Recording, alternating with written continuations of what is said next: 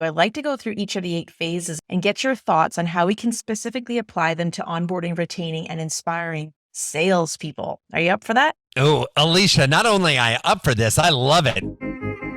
I'm Alicia Domenico, host of the Company Growth Podcast and CEO of Tangible Words.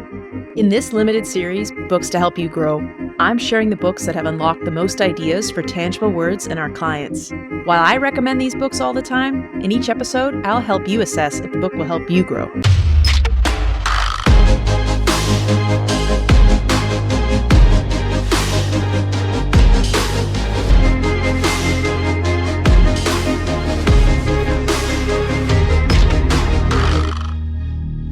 In your workforce, there's a disconnect. Most employers wish their employees cared about the business as much as the employer does. And most employees wish their employers cared about them as much as they cared about the business.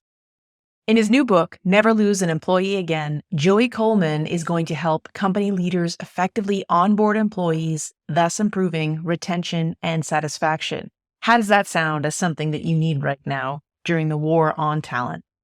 We had Joey Coleman on the show in May 2022 to talk about his first book, Never Lose a Customer Again. And we tackled that book again in our Books to Help You Grow series. Now Joey's got a new book, Never Lose an Employee Again. I've been excited to read it, and since he told me he was writing it over a year ago. We're going to have Joey on to talk about the 8 phases of the employee experience: assess, accept, affirm, activate, acclimate, accomplish, adopt, and advocate. I'm so excited to share this interview with you because as Tangible Words focuses on helping sales teams and marketing teams to grow their revenue, our clients are always asking us how they can improve their sales team's performance. This discussion with Joey is like a masterclass in onboarding, retaining, and inspiring and keeping your salespeople. So hang on for the workshop coming. Before we get into the interview with Joey, we'll start with a quick summary of the book.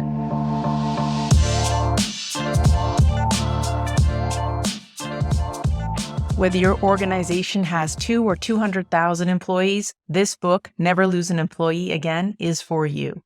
I would argue that it's even more difficult as a small business to lose staff than it is for a larger business because so many people are wearing multiple hats. The cost of losing one person in one of those hats means you're actually probably losing 5 people.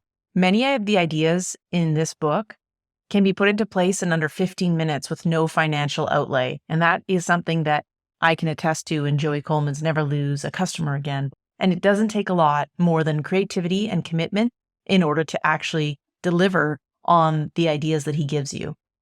That was the case with Never Lose a Customer Again, and it's the case again with Never Lose an Employee Again. So what is the cost of losing an employee? There have been all kinds of estimates that Joey cites in his research about the different ways you can calculate it. But one of the stats that he's shared, which we found staggering, was a more recent one of comparing 2021 to 2009, and that the turnover costs to United States employers was in excess of $700 billion, more than double than what they were in 2009. We also heard the stat that the cost of an employee is 6 to 9 months of their salary when you lose someone. And apparently, people aren't leaving your company for money. The facts don't support that opinion. In Joey's research, he cites that 77% of employees who quit could have been retained by their employers. 69% who quit did so for preventable reasons. My gosh, you guys, we got to read this book because if there's little tweaks you could be doing to hang on to employees, knowing that it's going to cost 6 to 9 months of their salary to replace them, don't you kind of want to do it and know all the things that you could do to hang on to those good people? There's going to be so much more you can learn in this book because I know all of Joey Coleman's books prove to be jam-packed with insights and achievable outcomes that you can implement today. Let's rip into a few that you can learn right now.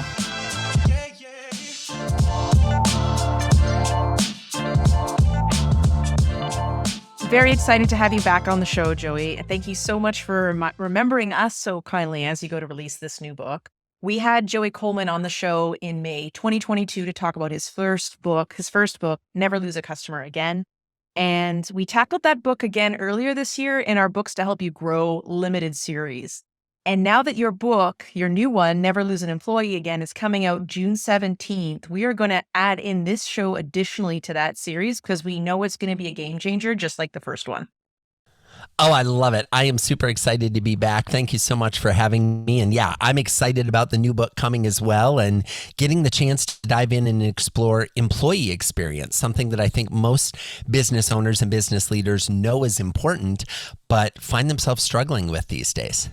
Is there any part of your bio that we should introduce before we get going here on talking about the difference in perception here? I'm happy to maybe speak to it. So what's interesting is lots of folks, when they heard I'm writing a book called Never Lose an Employee Again, were like, wait a second, Joey, I thought you were the Never Lose a Customer Again guy. And you're right, I am. What's interesting to me is that customer experience and employee experience are two sides of the same coin. While in many organizations, they are dealt with in an entirely different fashion, right? Customer experience sits over with marketing and maybe sales and definitely customer service and support. And employee experience sits over in a different side of the organization with the HR team. They actually have more similarities than differences. This thing that I love about what you do, Joey, is that you really help me understand the empathy required from different people's perspectives. I think that's, if there was a super skill that you have, it's being able to really squarely put yourself in the shoes of another person. And you do that in this book, Never Lose an Employee Again, where I think you're going to teach us in this book when it releases and we all finally get to read it, that there's something we don't understand about our employees' experience when they join our business as employers. Do you want to tell us a little bit about that? Well, Alicia, I got to tell you, this is kind of in some ways an unexpected question, but a lovely question. And forgive me if I'm almost choked up a little bit because you hit the nail on the head. And I am truly impressed and thrilled that that's what you got from the book. I believe that empathy is a skill set that we need to practice and hone and develop more as human beings. And I think in this era where everybody's really quick to presume they understand everything about everyone they interact with, even if it's a person that cuts them off while they're driving to work or somebody behind them in the line at the grocery store who bumps their ankle with their cart, there's more opportunity for empathy. So number one, I commend you and appreciate you pointing that out. You're absolutely right. I think many employers, and I include myself in this bucket. So anybody listening, and this is not from a place of judgment, this is truly from a place of empathy. I think many employers and many leaders have been in that role for so long that they've forgotten what it's like to be a new employee. They've forgotten about the anxiousness one feels when walking into a new office. They've forgotten about the trepidation one feels about not wanting to misspeak or misstep. They've forgotten about the awkwardness one feels when interacting with people who all seem to have known each other forever and were showing up for the first time. They have forgotten or disconnected from the angst that someone feels knowing that their livelihood, the food that they're putting on the table for themselves, for their family, the revenue that they're earning stems from the success or failure they have at this job. And I think if we could just press pause briefly in our interactions to recognize that being a new employee is hard, it's challenging, it's scary. And instead try to think of how can we make this experience more human, more embracing, more welcoming, more warm, we would see that there are a host of opportunities to do that. I love that. And I know your straight A's model of the 8 phases that all start with A in both of your books are a pathway for people to achieve that. And a big part of what I've noticed of how to welcome people in is a little bit of going back to the early days of hospitality, or maybe not really early days, but a legacy of hospitality, which has changed up with different cultures meshing, but where you bring a hostess gift. And I kind of like your model about how you talk about a new employee coming in and feeling anxious also deserves a welcome gift. And there's this concept of maybe like a love language, of speaking a love language and welcoming somebody in, or just making them automatically feel part of the team with some swag that they can start engaging with that brand in a positive way. In both of your books, you do talk about gift giving as something that really breaks the ice in the way that a hostess gift might, or that welcomes people. Do you want to speak into that a little bit? Absolutely. Alicia, I love this analogy to hospitality or, giving a gift to the host or, the hostess and kind of connecting that way. I think you're spot on. You're absolutely right that if we look at Gary Chapman's work around the 5 love languages, we know that there is a certain subset of humanity that really over indexes on loving gifts, giving gifts and receiving gifts. But everyone on the planet loves to experience thoughtfulness. Everyone on the planet loves to have an interaction with another human being, whether it's someone they've just met or someone they've known for ages, who presents them with something physical, something tangible that proves that they were listening when the other person was talking. To me, that's the definition of a great gift. A great gift is something that when I open it, and by the way, I said open it, which means the best gifts are wrapped. When I open it and I see the gift, I think, oh, they know me. They know something about me that maybe I didn't know about myself, or they were listening when I was talking, or they were paying attention when I didn't know they were paying attention. Now, what's interesting is in the employer-employee context, often we think of a gift as something that has our logo on it.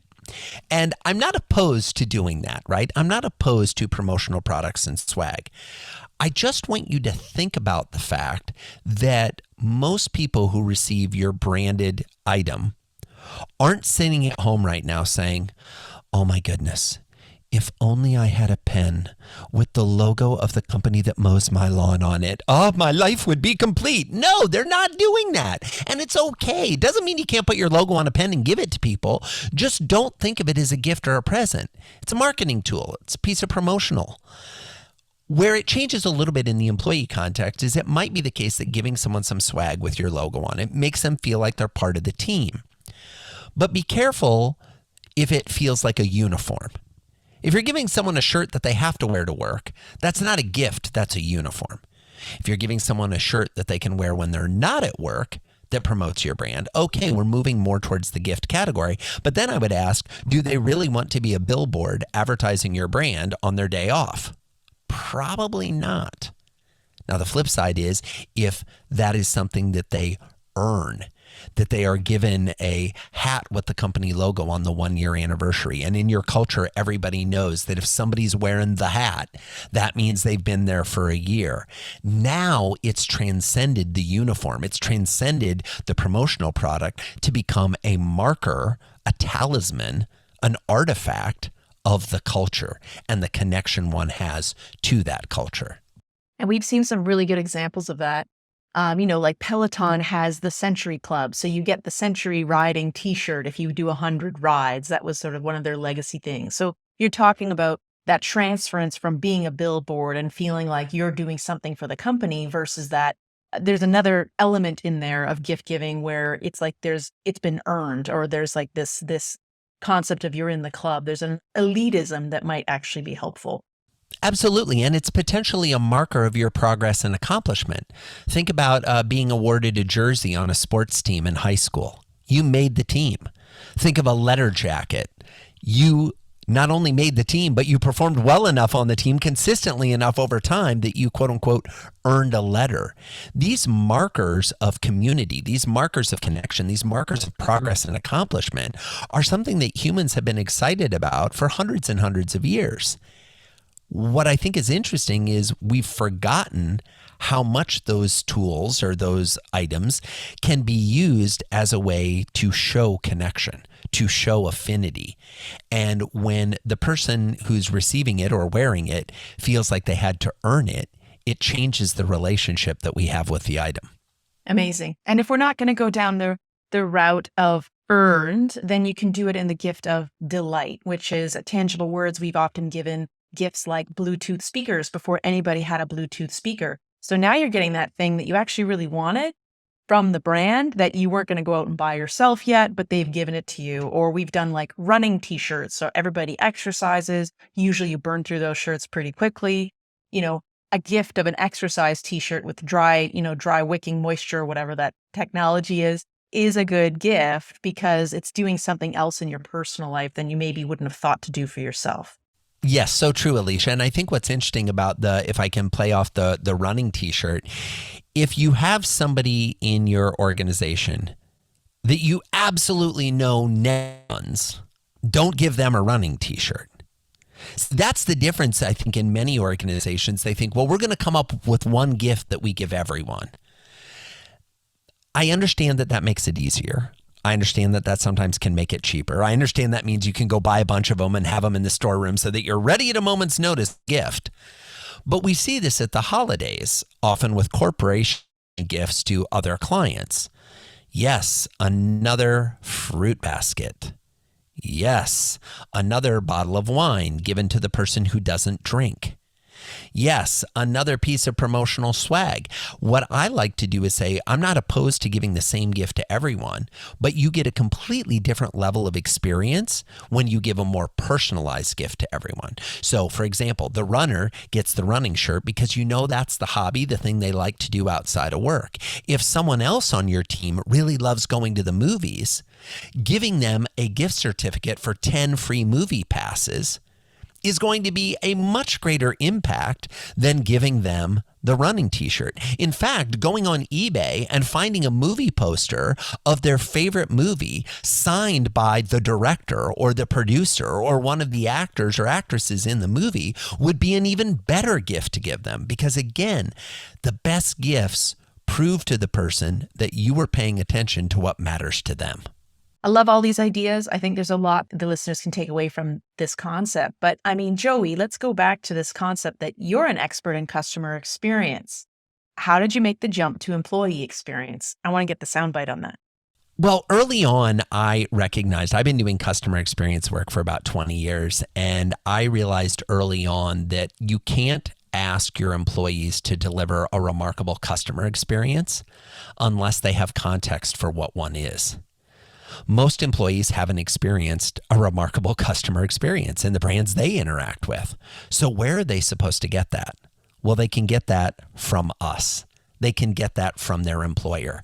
And the more we create remarkable experiences for our employees, the easier it is for them to create remarkable experiences for our customers. And at the end of the day, while we may see these as two separate buckets, customers and employees, the common thread that connects them both is we're still talking about humans.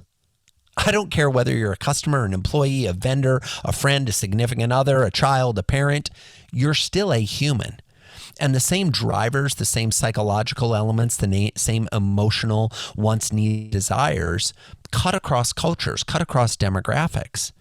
So there's an opportunity for us to dive deeper into what makes a human tick instead of thinking, well, we've got this box over here with our employees. How are we going to treat them? Well, I'd be willing to bet your employees want the same things your customers want. And so there's an opportunity to take the same approach we might take with a customer and turn it internally on our employee interactions, which is what I've tried to do in this book. The same 8 phases we talked about in terms of our external focus towards customers have been flipped and are now pointed inward on our employees. And ironically enough, they go through the same 8 phases. And we use the same 6 tools to create remarkable touch points and interactions that propel them from one phase in the journey to the next. I love that. Let's just underscore that for a second, because we've all had that experience when you call into a company and you can tell that person working for the company is a disaffected employee, and it automatically harms the brand. Absolutely. It not only does it harm the brand, but it harms the other coworkers. So this is the interesting thing about employee experience. Employee experience doesn't only have a detrimental impact on all the customers that employee interacts with, but it has a detrimental impact on all the other employees in the organization that the employee interacts with. So I would posit that the threat or the problem of a rogue employee experience is much more impactful on your business than the threat or a problem of a rogue customer experience. Not the least of which is, how often does a customer actually interact with a business that they do business with? You know what? You call in to complain about an experience you had. You're not there from 9 o'clock in the morning to 5 o'clock at night every single day. Our employees are. And so if we were, I hate to make it an either or discussion because I think it's a yes and discussion. But if somebody came to me and they said, Joey, which do I focus on first? the customer experience or the employee experience? I think you have to focus on the employee experience first, because every employee impacts the experience your customers have. But not every customer impacts every aspect of your business. To further that point, I think not every customer talks to other customers. Even, reviews aren't always read from customer reviews to other customers, but every employee is talking to your customers. So you know that they're definitely interacting with your customers, whereas the customers having the negative experience might not be heard by the other customers. The employee having the negative experience is definitely going to be heard by the customer. Very true, very true. And I'll take it even one step further, Alicia. The employee's negative experience is also going to be heard by all the other employees. Yeah. When they're on the lunch break, when they're walking down the hall, when they're venting to the person sitting next to them.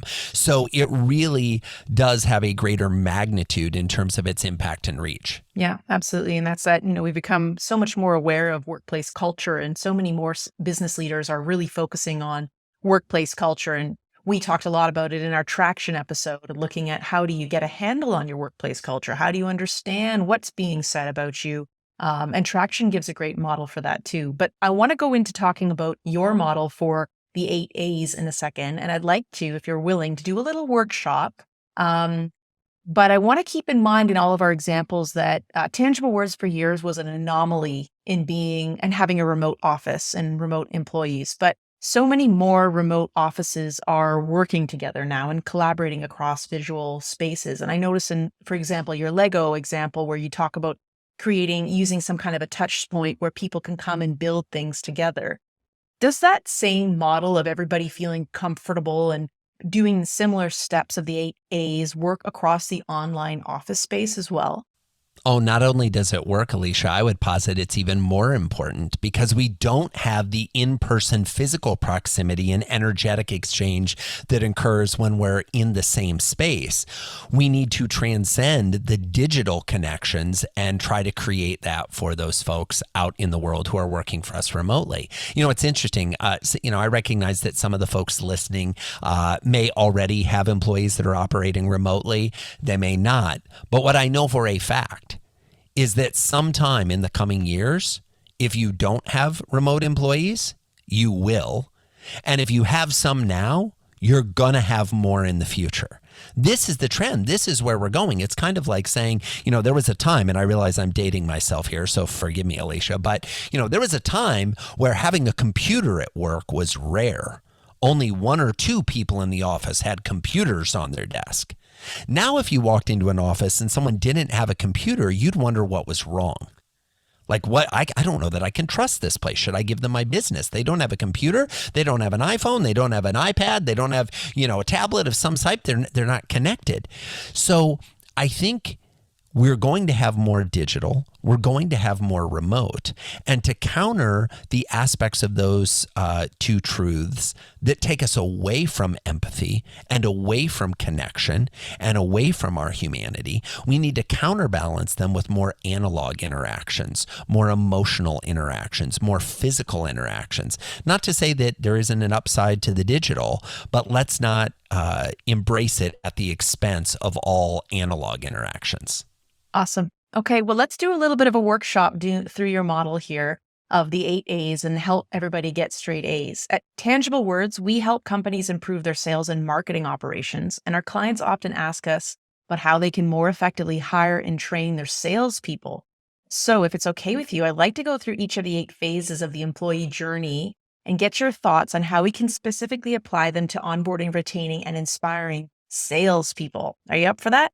Oh, Alicia, not only am I up for this, I love it. Now we're talking. We're actually going to take a podcast and not have it be just, a random Q&A session and instead turn it into the let's get boots on the ground. Let's apply this. Let's see how it works. I love it. So to give our listeners a little bit of context, we've got a business. We're trying to hire a new salesperson. Do you want to give us a little bit of context for the type of thing they're going to be selling or the type of business they're going to be in? And then we'll walk them through the 8 A's. All right. So they're a B2B, business to business service provider. And let's say they are, should we keep it really simple? They're helping you install your widget. Should we use that classic example or do you want even more specific than that? Oh, let's give it an actual thing. Let's let people connect, because everybody always has a different definition of what widget looks like and what it means. So let's pick something specific. How about ring lights? Ring They're lights. selling video services and ring lights for CEOs to do video production of their thought leadership. I love it. So the salesperson is trying to sell the ring lights. And are they selling them for a little more context? And you'll notice, folks that are listening in, see, it's important to get specific about the type of job you're hiring, the type of person you're looking for, and what they're going to be doing before we design the experience for them. Because depending on what they're going to do, the experience might be a little bit different. This salesperson is going to be going and trying to sell these ring lights to CEOs. Are they going to be doing that with in-person meetings? Are they going to have a retail storefront? Is this going to be an online sales experience? I know it's B2B, but what's kind of the best salesperson in the industry that's moving ring lights to CEOs? How are they selling them? It's going to be an online sales experience where once they complete the sale, they get sent the ring light along with the software access to start and training to start making their videos. Gotcha. And is the salesperson going to be responsible for identifying the leads, or are they taking leads that are coming into the company's websites? Both. I mean, I think they'll do an inbound and an outbound Great. marketing effort, because they're a new company and marketing is going to take some time to ramp up with the quality lead coming through. So they have to do some prospecting. Perfect. And last clarifying question before I totally annoy you and you're like, come on, Joey, this is you doing the role play, not me. Not at all. When we think about this person in the job, are they selling a product or a service? Let's say they're selling a product because they want you to buy the ring light with the platform. So it's been productified. The service is maybe just part of it. Gotcha. So the service is kind of the bonus they get. The main thing is our ring light is better than all the other ring lights on the market because it's going to make you, Miss or Mr. CEO, look absolutely fabulous. And you need our ring light to become the influencer thought leader that you know you want to be. That's right. Okay. And are we already in the assess phase because we're thinking about the job description and getting really clear on what it is that people are going to need to do? Or are we not quite there yet? Look at you, Alicia, leading the witness. I love it. Yes, indeed, we are. So it might be useful for me to give a real quick overview of the 8 phases, just so people have context for it, and then we'll dive deep into each one and apply it to this search for the ring light salesperson of the year hypothetical we're going with. All right. So the assess phase is the first phase in the 8-phase journey. It's where a prospective employee is trying to decide whether or not they want to work for you. They're looking at the job description, they're checking out your website, maybe your careers page, they're going on LinkedIn, they're seeing who might they know that works at your organization and having conversations with them. They're going through your interview and application process. This is the dance, the courting, if you will. We then come to the accept phase. In the accept phase, the employer accepts that this is the person they want. They say, this is the candidate that has risen to the top. They're the one we want to make the offer to. They make the offer, and to their surprise and delight and joy, the candidate accepts their offer. We then go to phase 3, the affirm phase. Now, many folks are familiar with the concept of buyer's remorse. Allow me to introduce you to a concept you might not be as familiar with called new hires remorse. It's the exact same thing as buyer's remorse. It's scientifically proven, but it affects the new employee when they begin to doubt the decision they just made to accept the job offer. We then come to the activate phase. The activate phase is the only phase in the 8 phases that is only 1 day in duration. It's the first day on the job. What is that first day going to feel like? We then come to the acclimate phase. Now, this is where many organizations start to fall off the rails. The acclimate phase is from day 2 for many weeks or months to come. It's while this new employee is getting used to your way of doing business, your cadence of communications, their roles and responsibilities, who they interact with, who they don't interact with, getting up to speed and feeling comfortable so that they reach the next phase, phase 6, the accomplish phase, when the employee achieves the goal they had when they originally decided to accept your job offer. If you get them to the accomplish phase, you have the right to move them to the adopt phase, where the employee becomes loyal to you and only you. They are fully committed. And last but not least, the 8th phase, the final phase, nirvana, the holy grail, the advocate phase, where the employee becomes a raving fan, singing your praises far and wide, writing reviews on Glassdoor, recruiting their friends and colleagues from past jobs to come work at your company as well. These are the employees that are gold. They're the ones we want, our big raving fan advocates. The problem is most organizations try to jump from the interview to the advocate almost immediately instead of walking the employee through the 8 phases. So those are the 8 phases. And I think if it makes sense, what we can do now is dive in and talk about how might you structure each of those phases if your goal was to optimize the experience for a new salesperson. Does that sound fair? Yep, I love it. Awesome. So the first thing we want to do in the assess phase is think about the job description and the job posting. Now, so many of those job postings that we come across do a great job of talking all about themselves in the beginning.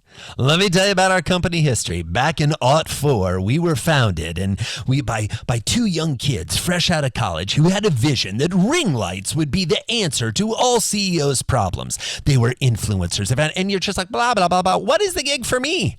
What is the job you're actually interviewing for? So rewriting your job descriptions to step into the shoes of the salesperson. What's going to be interesting to a top salesperson, someone that you know is going to succeed in your environment, selling ring lights in a B2B environment, online mostly? How can you convince them, persuade them that your place is the place for them? We'd look at the job description. We'd look at a careers page on our website where we detail a day in the life of a ring light salesperson. Let them go and watch some videos of other people on the job. Let them get a breakdown of what the typical agenda looks like. Give them a taste of what it's going to be like to be in the role before we even ask them to apply for the role. Now, what about the actual interview process? Why not shift them into more of sales mode so we can see what we're getting? With salespeople, it's often fairly common, and we've all seen in the movies where it's like, sell me this pen, right? We've seen these scenes where, they're trying to see if somebody's actually a good salesperson. But we can do this with every position. Every position we're interviewing for, the interview should be designed to preview the skills that they need to succeed, to get insight into do they have the character and the attitude that is going to make them successful in our organization. After they go through this, hopefully we've identified this is the person we think is going to be a great salesperson. So it's time to make the offer. Now, all salespeople send proposals. Some proposals are better than others. Some proposals are kind of vague and broad and bring up things we never talked about in the sale, whereas other proposals are a memorialization of the things we already agreed to. There's no gray area. Your new salesperson should not learn about the compensation structure in the offer letter. They should learn about that even before the interview, because some of you were just like, oh, Joey, yeah, we should tell them in the interview, right? No. This should be in the job description. This should be on your website. If you're afraid to tell people why and how you pay them, I question we're in business. Let's be grown-ups. Come on, there's an opportunity here. Tell them what the comp structure is going to be, because some of your salespeople are going to be like, I need a base. I'm happy to take a commission, but there's got to be an underlying base. Some salespeople are going to be, I'm totally fine on a draw in the beginning, but then afterwards moving to pure commission. Some salespeople are going to be like, commission from day one, baby. I'm ready to go. Why not figure out which kind of salesperson aligns with your comp structure before you even bother reviewing a resume or taking an application? So we want to drive that forward. When it comes time to making the offer should be an invitation to join something bigger than themselves. I'm a recovering attorney. Okay, first step's admitting you have a problem. There's 11 steps after that. One of the challenges I have with the typical offer letter is it is abundantly clear to anyone that receives it that it was written by a lawyer. And nobody is laying at home in the same way that somebody's laying at home wishing for that pen with the logo of their lawn care company. No one's laying at home going, gosh, hope I get a letter from a lawyer today. That would just be amazing if I got a lawyer letter. No one is doing that. But you know what people are experiencing? They're experiencing going to the mailbox and opening up and seeing an envelope And it's a big envelope with raised ink and a wax seal on the back. And you're looking at the return address and you go, oh, this is it. You know what it is because you knew that a friend of yours was getting married. And this is the invitation. And you open that envelope, and inside that envelope is another envelope. And you open that envelope, and inside is another envelope. It's the rushing nesting dolls of letters. You're going deeper and deeper, and there's tissue paper. Maybe flower petals fall out. It's amazing. And you get to this beautiful invitation written in gorgeous script with language that we don't normally use in our text messages that invites you. May we have the honor of your pleasure attending our nuptials. May we have the joy of having you join in the celebration of this young couple as they begin the next chapter of their life. We're in the invitation and we're imagining what that day is going to look like and what the future is going to look like. That's what your offer letter should feel like. We then come to the affirm phase. Okay, the affirm phase is that gap between when they accept the offer and when they start on the first day of the job. Now, salespeople are notorious for being comfortable with silence. The best salespeople know that just because you haven't heard from the prospect doesn't mean the deal is lost. Normal humans feel that way. Normal humans, and I love you salespeople, you're my people. I used to be a salesperson myself. Normal humans go, oh, I haven't heard back from them. We should check my phone. Is my phone working? Call my phone. Make sure it's working. Have you gotten any emails today? I haven't seen an email yet. I wonder if is the entire internet down everywhere in the world? I haven't heard back from this prospect. No, the typical salesperson is able to navigate that with a little more grace and a little more understanding. But why would we force them to? Why would we force them to sit in this period of silence instead of reminding them how excited we are that they accepted the job, instead of starting to give them things that are going to make them successful? If I'm selling this company, one of the first things I do is after they accept the job is they get a package in the mail. And that package is a ring light for themselves and for one of their loved ones. Send a second one as a gift. Hey, go give this to someone else you know that needs to be bright and shiny and looking fabulous on screen going forward. So now we're giving gifts. We're connecting them. We're letting them know that we want you to have an experience with our product. You want to see it. Then we come to the activate phase, that first day on the job. Now, is this person working remotely, Alicia, or is this person working from an office? They're going to work remotely. I find it so interesting that new hires remorse, just like I thought it was interesting in your previous book, that the new buyer's remorse actually happens before they've even started. I think that's so interesting because you would expect it to happen maybe in the first week, but it's happening between the contract being signed and the first day, which is fascinating. Exactly. And here's the challenge with that, Alicia. They show up for the first day on the job in the hole. They're emotionally lower than when they started and accepted the job. Their interest, their excitement, their eagerness for the job has actually gone down. It's been replaced by fear and uncertainty and doubt. And we're thinking, woohoo, it's day one. Here we go. Excited to have you here. And they're going, I'm not sure. Don't know how this is going to work out. I hope it's going to work out. I want it to work out, but I'm not sure. If we don't counteract that emotional difference between our celebration of landing the new employee and their fear, doubt, and uncertainty about whether they made the right choice to accept our job offer, if we don't close that and close it quickly, we start in the hole, and good luck. Good luck digging out of a hole when you're also trying to learn how a business operates and who your coworkers are and who reports to who and what your roles and responsibilities are and how many tasks are you supposed to complete per day, how many outbound calls, how many inbound leads are you supposed to respond to. There are so many things happening that we better make sure that their emotional state and their mental state about the decision they've just made is solid. So we show up on day one. They're going to be working remotely. And what normally happens on a remote employee's first day on the job is they get told to log on to a series of endless Zoom calls, endless video conferences. Hey, we want to have you meet a bunch of people. We're going to jump into a meeting and have you have a go around the room and have a bunch of people say stuff that they really don't want to say because they're bored and they don't think this is worth their time and they're not even sure what to say and it makes them anxious. And they're going to tell you a little bit about who they are, what their job is, and what they do. You'll have no context for what that is because you haven't even seen the org chart yet. And we're going to loop around the whole section. And then you, new employee, are going to get to tell us what you're planning to do here, even though you've only been here an hour.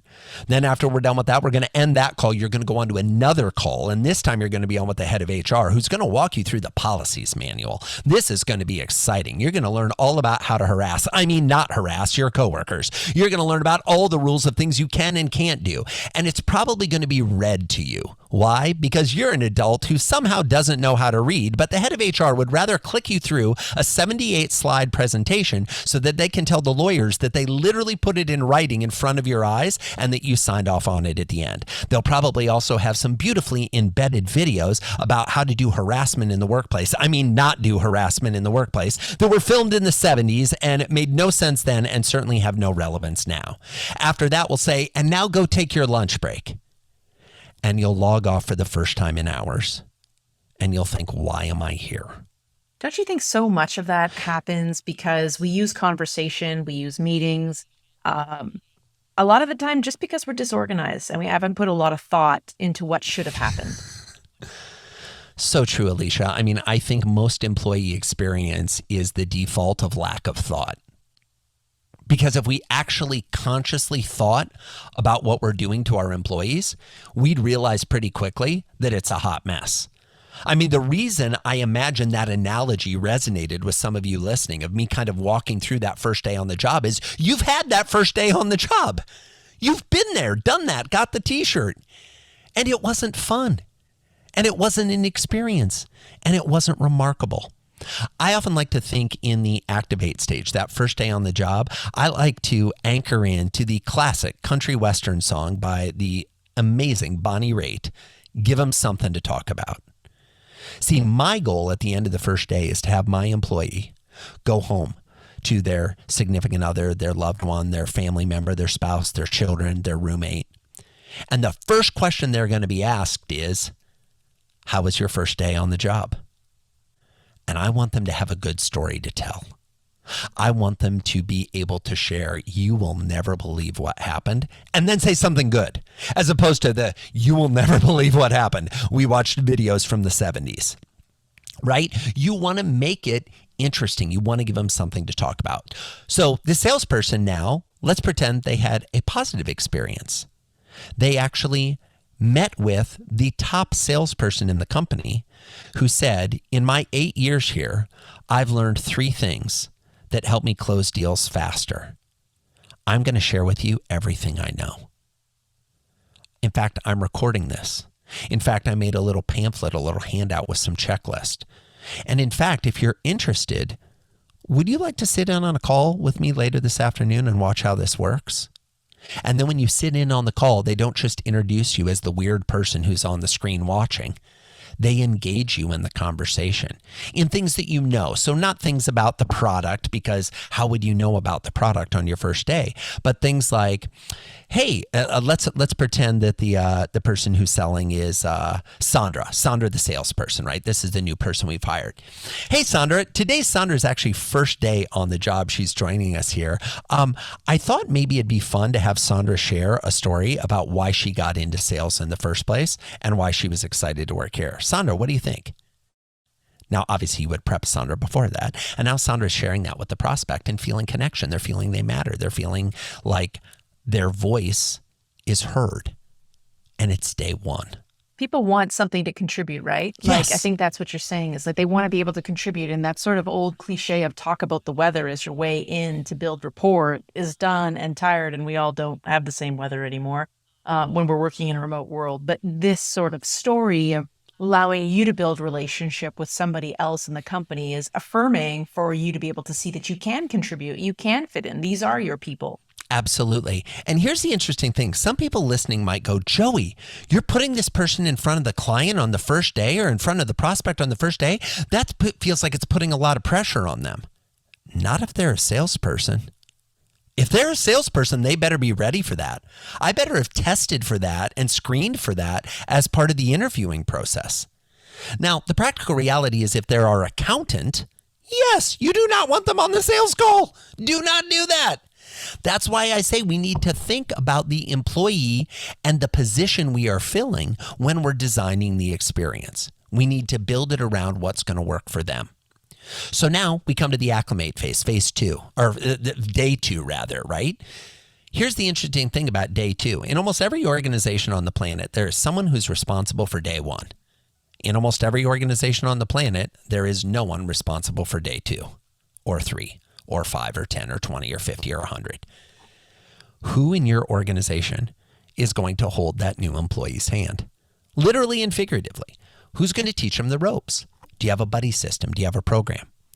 What our salesperson, Sandra, is going to learn is that on day two, she is assigned to not the top salesperson, but someone who's seen as a real up-and-comer, but who also has expressed to their manager an interest to lead the team, not just be a salesperson. So we're allowing them to develop their skill set and move towards their goals while also fostering a relationship and looking out for this new salesperson. And we're walking them through a structured curriculum where they're going to learn all about ring lights. They're going to learn about how the product is made. We're going to surprise them and take them to the factory where they're produced. We're going to go out in the field and meet with some of our top super users and see how they use the ring light and the value they get out of it. We're going to recognize that the beginning of the relationship with a new employee should be about education and experience, not unfair expectations. It should be about teaching them the job, teaching them their roles and responsibilities, who they report to, what are the relationships in the organization that are important. We have a tendency as employers to expect too much too quickly when it comes from our employees. If you doubt the validity of that statement, I ask you to just consider how many times you've been frustrated that the person isn't up to speed yet. Well, who decided yet? And if they're not up to speed yet, why is your first thought to blame that on them instead of to look at your onboarding process and look at the way you're training people and the way you're educating people? We then come to the accomplish phase. Now, in a salesperson's life, accomplish is kind of an easy one. They're excited to get their first sale. So how are we going to celebrate their first sale? What are we going to do to memorialize that experience? It's not enough to, oh, you get your $300 cash bonus. It's not enough to say, woohoo, you got the sale. What are we doing to award that? Are we ringing bells and throwing a happy hour?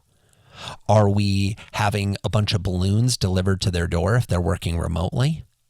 Are they in our town, but they just don't come to the office and their boss comes over with a big cake to celebrate? What are we doing to acknowledge that accomplishment, reward it, and celebrate it? After Sandra's been with the company for a while, she moves into the adopt phase where she becomes loyal to us. She's committed. In fact, she's hitting her numbers. She's doing well. She's progressing. We're giving her more territory. She's starting to train some of the other people. But are we taking her for granted? When we think of our top adopters, do they know how much we value them?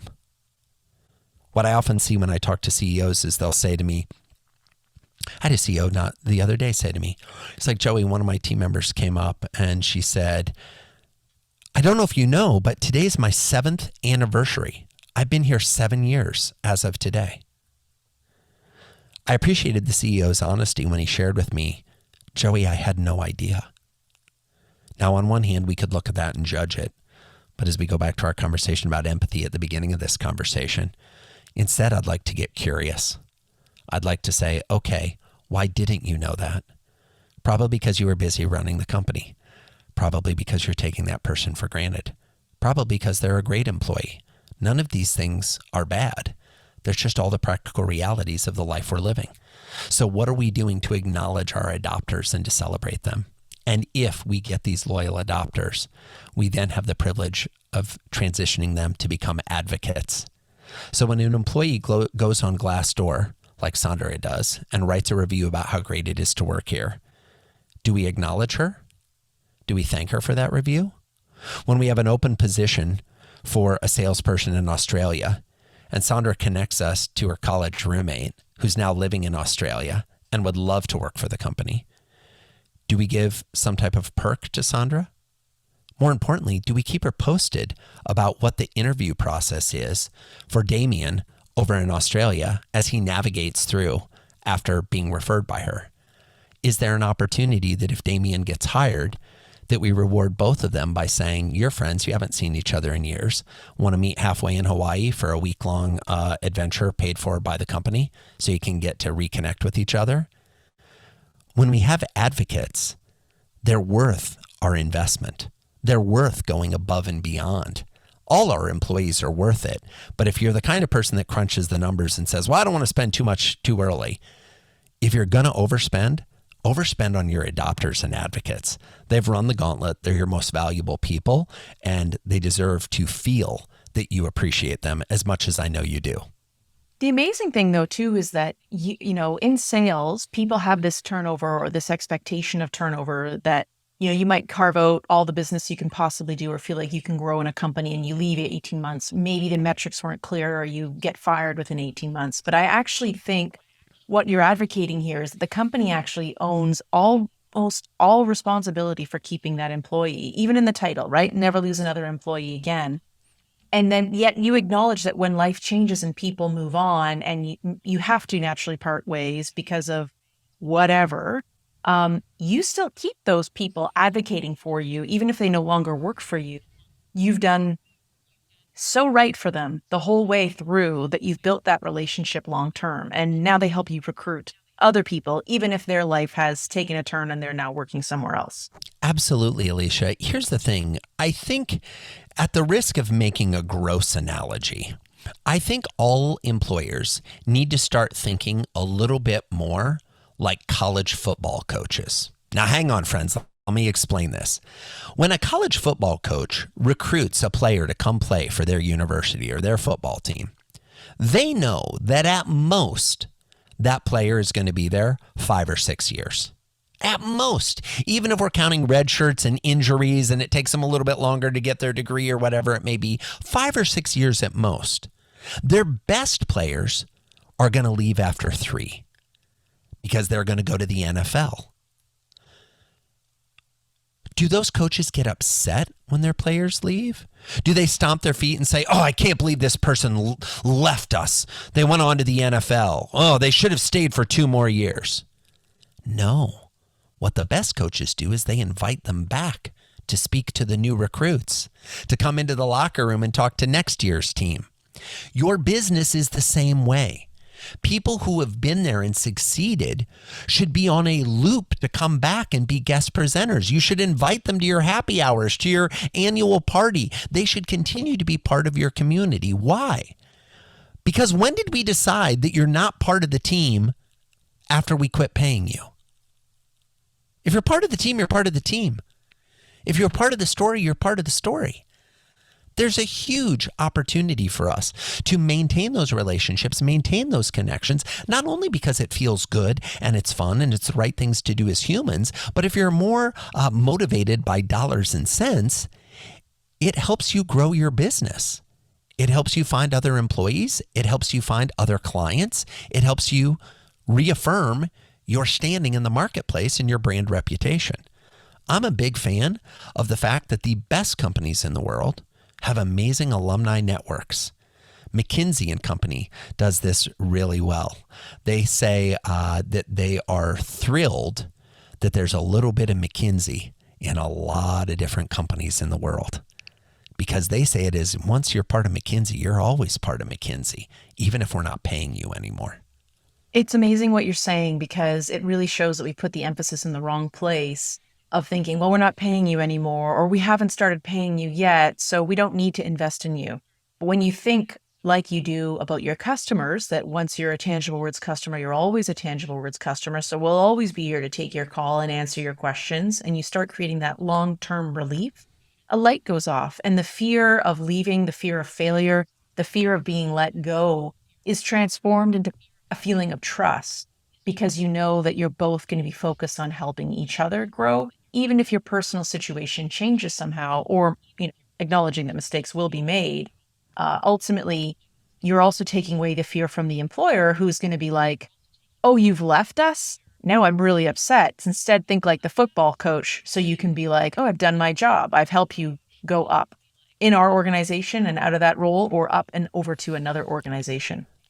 Exactly. It's all about laying the foundation when a new employee comes on, laying the foundation as we acclimate them to our way of doing work, and laying the foundation for a long-term relationship that transcends payroll, that transcends when you have a title in our organization and recognizes if you were a quality enough human that we thought you were worth inviting into the fold, this culture we're building, this team we're building, where all of our effort and our energy goes, you should be a quality enough human being that we want to stay in relationship with you going forward. The operative word in the title, never lose an employee again, is not never, it's not employee, and it's not again. It's lose. I want you to keep them. It doesn't mean you keep all of them, but I don't want you to ever wake up and go, oh, that was the one that got away. As always, Joey, I learned so much from you. And even if you're doing 75% of these things already and you're a remarkable, outstanding company, which I feel like we're doing a lot of those things, right? Just from what we've learned about your methodology of empathy before, I still learned so much in this call about other things that we should be tweaking and refining. So thank you for giving of your time and for everybody who's listening today. I can't wait to read the book. Oh, Alicia, you're kind. I really appreciate it. And a special thanks not only for your lovely questions and inviting me on the show, but for everybody else that listened in. Hopefully you got one or two things that you can take away and look at your own employee experience and enhance it in a way to maybe be a little more remarkable so you never lose an employee again. Never Lose an Employee Again by Joey Coleman is available now at all major retailers. Find more episodes of the Company Growth Podcast on YouTube or at anchor.fm/Company Growth Podcast or wherever you listen to podcasts. And if you've got a company growth story you'd like to share, reach out to Tangible Words.